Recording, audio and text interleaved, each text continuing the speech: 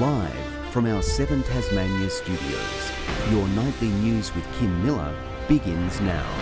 The National Labor Executive has formally intervened in the Tasmanian branch, looking to put an end to claims of a toxic culture. The unprecedented move comes after a string of horror electoral performances and chronic infighting which spilled into the public domain. Unprecedented federal intervention, looking to right a toxic culture. This decision is one that will allow the Tasmanian branch to modernise our party organisation to make it stronger, improve our governance and rules and prepare it for the next election. It's a move unanimously supported by the federal and state parties. Ex-senators Rod Sherry and Doug Cameron appointed as administrators. The party in Tasmania needs to look forward to having great policies on housing, on education, on homelessness, on jobs. State Secretary Stuart Benson has been sidelined, so too the entire administrative committee. The 2 new chiefs plus a 6-member advisory group will implement structural and governance reform that they hope can carry them to wins in state and federal elections in 2025. There'll be extensive consultations with our branch members. Branches continue to meet and operate. There'll be policy forums for branch members to participate. Extra targeted resources overseen by the ALP National Secretary. This move follows a rocky year and a half. Pre-selection battles dominated the 2021 state election campaign.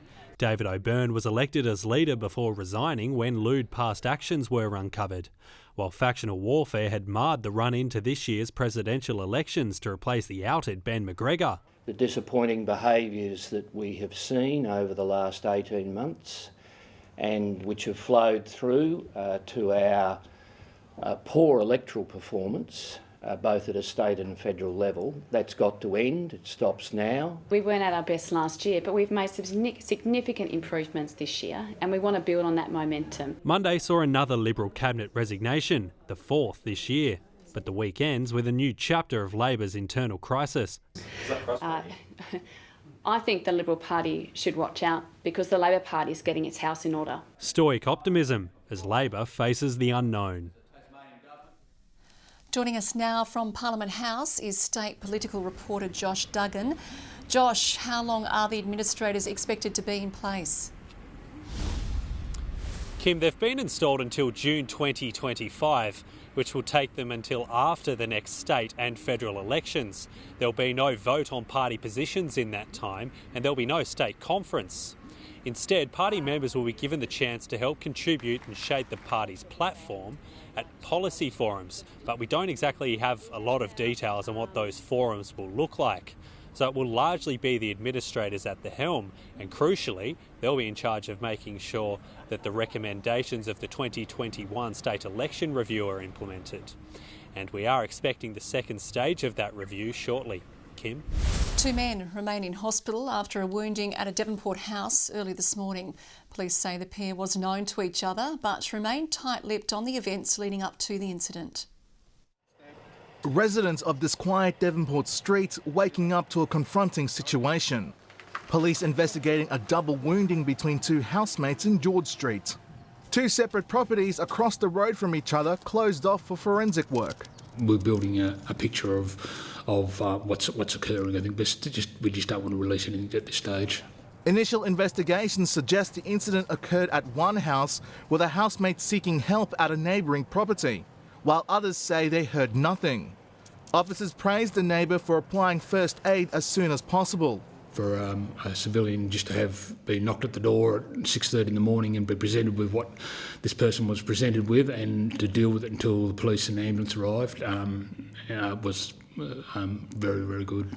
A 25-year-old man underwent surgery at the Royal Hobart Hospital, while his 22-year-old roommate was treated at the Launceston General Hospital. Police say it's too early to determine what led to the wounding and are waiting for medical advice before interviewing the 2 men. Their main priority is letting the medical teams do their thing, and when we're able, we'll interview them both and try and get the full picture of what's occurred. Police say they're confident there is no risk to the public. Mark Zita, 7 Tasmanian News. A 46-year-old West Coast man has been charged with 3 counts of alleged assault with indecent intent. following an investigation by Burnie CIB. The alleged offences occurred at a West Coast school between late last year and April and involved 3 different youths. He's set to appear in the Burnie Magistrates Court on September 6. Households and businesses are being told to expect high power prices in coming years, with the National Electricity Regulator's report signalling a market in chaos. Tasmanians won't be immune, with the state government not yet ready to provide broad relief. Not just endangering lives, world conflict is hitting close to our home. AEMO's new quarterly outlook showing wholesale energy prices have exploded thanks to gas shortages. The average spot price more than double the previous high from 2019 and forcing unprecedented intervention from the regulator. Markets, at least the forward market in gas, is indicating that prices at these levels are going to be sustained. Energy analysts say as long as Tasmania is tethered to the national electricity market, there's no escaping it. And that must mean much higher prices unless the government is willing to take a hit in the form of subsidies. So if the government is not willing to do that, it has to take the good with the bad, and I'm afraid, as far as I'm concerned. The state government slamming a Labor proposal to cap power prices, instead spruiking their targeted support to concession card holders. Restaurateurs say their biggest challenge at the moment is rising overheads. And that obviously just affects your margins. We, again, doing everything to combat that, but there's only so much we can do as a restaurant. The Small Business Minister serving up grants to help with planning and advice, but not yet ready to provide direct assistance. And I'm getting out and about listening, and if we need to, we can act on that as well. Action sorely needed, with the cost of doing business higher than ever. Josh Duggan, 7 Tasmania News. Environmentalists are celebrating a further win in the federal court over MMG's proposed tailings dam. On Monday, the minerals company will remove machinery and equipment which had been performing preparatory work at the South Marinac site, with Justice Mahinsky also ordering the approvals process to start again. The Bob Brown Foundation is reiterating its call. It's up to MMG to please get out of Takina, stay out of Takina, and let's see a feasible alternative that does not destroy the environment. MMG says it will not be deterred from finding a balanced tailings storage solution. There has been an alarming spike in the number of Tasmanians experiencing sexual assault, with a new report revealing a major increase. Advocates have condemned the actions of abusers, but say it's important more people are coming forward to speak up. Tiffany Skeggs knows firsthand what it means to carry the burden of abuse. It's very much finding strategies to cope. It's, you need to have a good support network around you. A new ABS report has painted a damning picture of sexual assault cases in the state. But those on the front line say it demonstrates a change in narrative. It shows that there's more awareness and more confidence in people coming forward to report sexual assaults. Given that Grace Tame came from Tasmania, given we've got the Commission of Inquiry currently going in Tasmania, it comes as no surprise. With authorities united to deliver better outcomes for the brave survivors. We have to recognise the courage that takes. And the opportunities that presents for us to work together. 470 victims of sexual assault came forward in Tasmania last year, most of them female and under 18 when they were attacked. That's a 53% increase on the year prior. Concerningly, a large portion of those incidents occurred in the home. The impact of the Me Too movement and the Royal Commission has shown survivors they aren't alone. Advocates say it's important the momentum continues so everyone feels supported to speak their truth. The response and approach of the government needs to be uniform towards all victim survivors, and we've seen such a deficit in certain areas. The work far from over. We can't do it on our own at SAS, police can't do it on their own. I think it relies on all of us as community members to educate ourselves about consent. Grace Evans, 7 Tasmania News. And if you or anyone you know needs help or this story has caused distress, contact the Sexual Assault Support Service on 1800 697 877. Passengers on board this morning's Spirit of Tasmania had a scare when the engine of a vehicle in the freight hold caught fire at midnight. TT Line CEO Bernard Dwyer says passengers were mustered by the master of the vessel, with crews quickly extinguishing the flames. The ship arrived on time this morning in Devonport and is scheduled to return to Melbourne tonight. No one was injured. A pint-sized plane is about to embark on a giant journey when a Tasmanian couple takes on the Outback Air Race from Darwin to Coffs Harbour. They're the first local team to sign up for the fundraiser in its 20-year history. But the biggest challenge is simply making it to the start line. Their plane is light enough to drag around like a shopping trolley, and so far everything checks out ahead of the long trip ahead. Because it's small and light and the wings are fairly small, it's a little bit like a go-kart. And it's about to take on a massive mission. Devonport's Rob and Karen will soon embark on the Outback Air Race, a 3,500 kilometre epic from Darwin to Coffs Harbour. But they'll need to travel even further just to make it from Tassie to the top end. Nervous and excited. He's not as nervous as Karen though. I'm just a bit of a nervous flyer. Who will have to overcome that fear for the mammoth journey ahead, which is raising money for the Royal Flying Doctor Service. We're hoping that people will come on board and donate some funds to the RFDS and Air Tasmania. As you can see, it's a small plane, and that means Rob and Karen have to travel light. They're allowed to bring only 7 kilos of luggage each, a bit like flying commercial, only they'll be travelling for weeks. So while their clothes will rarely change, the scenery will. And although the plane can reach speeds of 300 kilometres per hour, there are things far more important than winning the race. The experience, and hopefully some money for the RFDS and Ambulance Tasmania. Which will be a lasting legacy from the trip. Tom Johnson, 7 Tasmania News. A much-loved arts exhibition is set to return to Launceston. The Junction Arts Festival will be held at Princess Square in September, with a variety of music, dance, film and visual art on display. It's the first time a full program will be on offer following the scaling back due to COVID restrictions. I think one of Junction's great strengths has been its ability to adapt and change to the conditions and still deliver compelling art to the Tasmanian community as best as we possibly can. A schedule of events can be viewed on the festival's website. The City of Hobart and Tasmanian young planners are joining forces ahead of National Tree Day, planting 3 new pin oaks in Hobart CBD. They say these small additions will have a huge impact within 20 years. They'll be helping to clean the air, they'll be helping to cool the streets down, and they'll also help to manage extreme weather events such as heavy rainfall, because trees can help absorb that. People in their leisure would like to go out and ride mountain bikes in nature, bushwalking, camping, and this is sort of bringing that sort of happy environment into the urban realm. The installation is part of Hobart's Green Infrastructure Plan, aiming to dramatically increase the city's urban tree canopy. 2 brave people will spend the night suspended from a cliff at Launceston's Pennyroyal as part of the Salvo Sleepout. For more than 2 decades, the program has been raising funds to help Tasmania's homeless. That works directly with people who are experiencing homelessness and primary homelessness, so sleeping rough, and it just works with them to build relationship, to advocate for them, and to hopefully move people into more transitional and stable housing arrangements. It's the first time the event is being held in the state's north.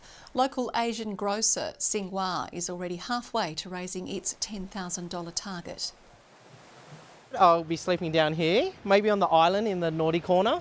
Statewide, the event hopes to raise $100,000. Registrations are now open.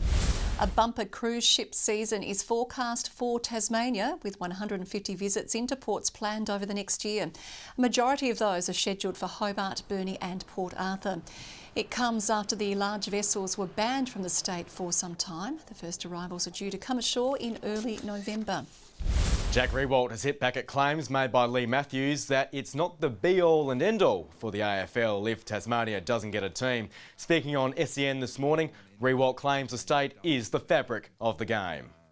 And they are an interwoven part of what is the AFL blanket. They are an original thread of why this game is so great. A vote on the 19th licence takes place next month. Hobart's international 10-pin bowling tournament Devil's Lair nearly produced a perfect game first up. American Kyle Troup closed in on a 300 game but had to settle for 289. Australian Jason Belmonte, who is world #1 in the sport, is the only unbeaten player after day one, winning all 3 of his matches. That was pretty good, that one. Tasmanian Ashley Riley is yet to break through for a win. And we're winding back the clock 20 years for tonight's Friday flashback to the 2002 Commonwealth Games in Manchester. The Games heralded a new Tasmanian hero, Daniel Gill. As Manchester marched to the beat of its own drum and breakdancing was at its peak, the Aussies intended to steal the spotlight, putting together one of its strongest teams to date. Once the formalities were over, to declare the 17th Commonwealth Games open. Daniel Gill, he's a bit shy, got down to work, swapping shyness for boldness in his pursuit of glory. Daniel Gill. A strong right hand and steady composure would keep his South African rival at bay in the gold medal bout. This is good boxing from Gill. The lethal Launcestonian pulling off an undisputed victory. His family watching every swing alongside coach Graham George. It's just great to see it come off on the night. As Gill gave his rendition of Advance Australia Fair, other Tasmanians were on their way to the podium as well. Elder, clear shot. Matthew Wells and the Kookaburras outclassing everyone, including New Zealand, in the final. What a goal. Securing their spot on top of the podium. It's also a place Ian Thorpe knew well. And they smashed the Commonwealth Games record. They turned it inside out. 6 golds at the Games, plus a silver. Then there was Kathy Freeman. After meeting the Queen, she was inspired to win one more time. With a little luck, and the Jamaicans have dropped the baton. Kathy lifted. It's a familiar position for Kathy Freeman. Passing the baton to Tamsin Lewis, then on to anchor Jana Pittman, who secured a final triumph for Freeman at a Commonwealth Games. I mean, I never dreamed that this could ever happen to me. It was all just a bad dream for England. Australia's 82 golds were well beyond the host country's 54. Even the newspapers had to get crafty, publishing just the athletics results to maintain morale. In the soaking rain, we farewelled Manchester's Games, the baton passing to Australia. Now, let's have a taste of what Melbourne has to offer, where there'd be sunnier skies ahead.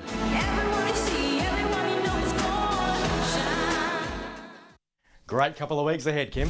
Good evening. Hobart hit its forecast high of 11 degrees today. Launceston recovered from -2 to post the state's high of 13, along with Smithton and King Island, Burnie and Devonport on 12s. A bit of a slump in temperatures today. Flinders Island, Low Head and St Helens 12, Friendly Beaches and Bushy Park 11, Strawn 10, Lyawini -3 to 3 today, as snow did lower to the 400 metre mark. Well, there's not a mark there, but it was a good guess. Bit of rain today too from this cloud, pushed over by the southwesterly winds. You can see that there. The best rainfall, Mount Picton 10 millimetres and Derwent Bridge 9. That was to 3 p.m. Scattered cloud over Victoria and southern New South Wales, an extensive band of cloud over the southern half of WA with a cold front. Tomorrow, a high over the southeast of the nation directs a more northerly airstream over us tomorrow, and those north to northwesterlies will pick up to around 20 to 30 knots over the west and south, with swells up to 3 metres in southern waters. Strong wind warning for waters between Tasman Island and Stanley, and a road weather alert for many districts, with icy roads making driving conditions dangerous tomorrow morning. Hobart, a high tomorrow of 12 and partly cloudy. Cloudy for Medina, 10 the top, -3 to start the day in Oatlands, 10 the maximum later on. 12 for Launceston after a morning frost, cloudy for Devonport, 12 the high, -4 overnight for Lyawini, a top of 4 tomorrow. 2 for Burnie overnight, 11 the high, 12 for Strawn and partly cloudy, Marriwell partly cloudy, 12 the maximum as well. 12 the high for St Helens, 12 the high for Swansea and 12 the top for Orford. Partly cloudy conditions along the east coast. On Sunday, showers developing firstly over the northwest before possibly extending elsewhere in the afternoon and evening. Strong winds from the northwest on Monday with more showers but mostly fine over the east, and sunny over the east on Tuesday along with Hobart, showers for the west and north. Showers and 16 in Perth tomorrow, a late shower forecast for Adelaide, a sunny 14 in Melbourne, Canberra drops to a new low, -6, take that, sunny weather for Sydney and 15, 5 degrees warmer in Brisbane, 5 degrees warmer again in Cairns and 6 degrees warmer than that in Darwin. Nothing warm about these numbers. Clear in Hobart, 6 at the moment, 5 in Launceston and 7 in Devonport. Let's hope it stays clear, particularly for Bridport. They've got the Farmers Market and the Makers Market tomorrow, but then again the celebration of the fishing and maritime history of Bridport with the Scallop Festival happens Sunday. I know one of your many properties is there. Kim, we might see you there for an autograph. Oh, go home, Merv. That is all your news we have for now. Coming up next, a massive night of sport on TV, though, with the Commonwealth Games to follow the footy. Have a great weekend. Good night.